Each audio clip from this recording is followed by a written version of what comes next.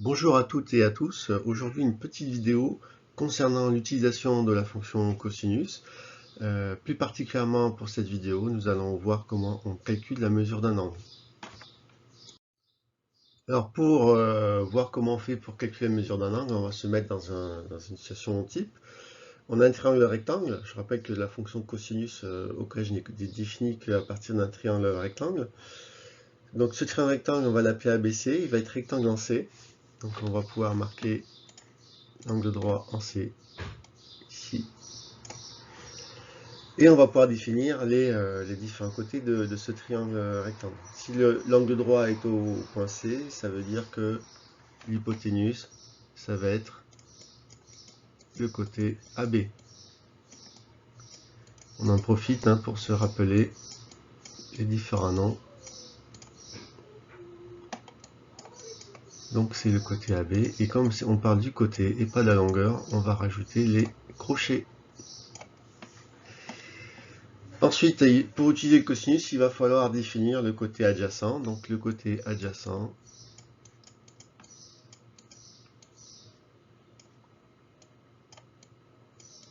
c'est le côté qui, avec l'hypoténuse, va nous permettre de définir l'angle qu'on veut utiliser. Là, dans l'exercice, on nous l'a marqué, l'angle, c'est l'angle alpha. Il est formé, c'est l'angle qui est compris entre la droite AB et la droite AC. Donc, le côté adjacent, ce sera le côté qui est porté par la droite AC, ce sera donc le côté AC. Donc c'est forcément un côté du triangle rectangle. Comment on va utiliser donc notre fonction cosinus? On va juste rappeler la définition du cosinus d'un angle. Donc si je prends le cosinus de l'angle au point A, qu'on appelle l'angle alpha, ben, ça va être égal à grand trait de fraction. La longueur, toujours mentionné qu'on parle de longueur. Longueur du côté adjacent.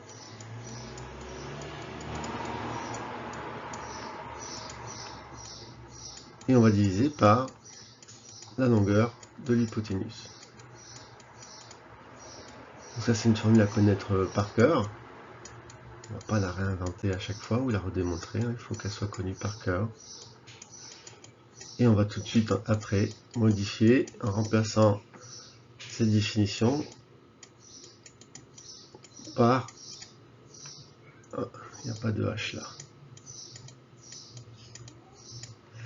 On va remplacer directement par du coup les longueurs de notre exercice. Donc on va appliquer ça maintenant à notre exercice. La longueur du côté adjacent, on a dit que le côté adjacent c'est AC. Donc sa longueur, je l'écris sans les crochets. Et longueur de l'hypoténuse, c'est la longueur du segment AB. Donc j'écris sans hypoténuse.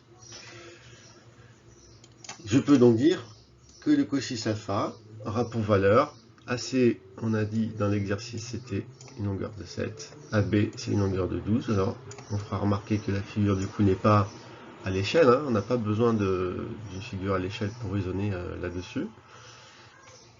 Donc maintenant que j'ai cosinus alpha qui est égal à 7 douzièmes, il va falloir calculer la valeur de alpha. Et comment on calcule ça? Alors on le calcule pas soi-même, on va demander à la calculatrice de nous donner une valeur approchée, il manque le S ici, de l'angle alpha.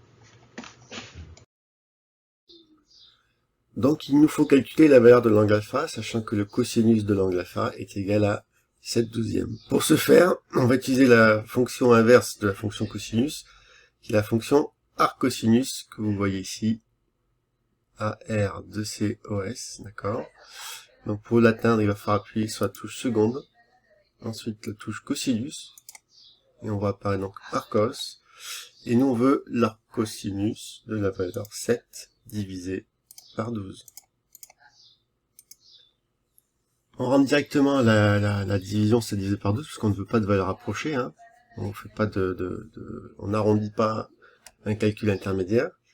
Donc une fois que j'ai écrit tout ça, je n'ai plus qu'à exécuter, et on me donne une valeur approchée, mais je vais l'arrondir un peu plus, puisque je n'ai pas besoin d'avoir autant de décimales. Cette valeur qu'on me donne, elle est en degrés. On le voit ici avec le petit D, d'accord, qui exprime le fait que nous sommes en mode degré.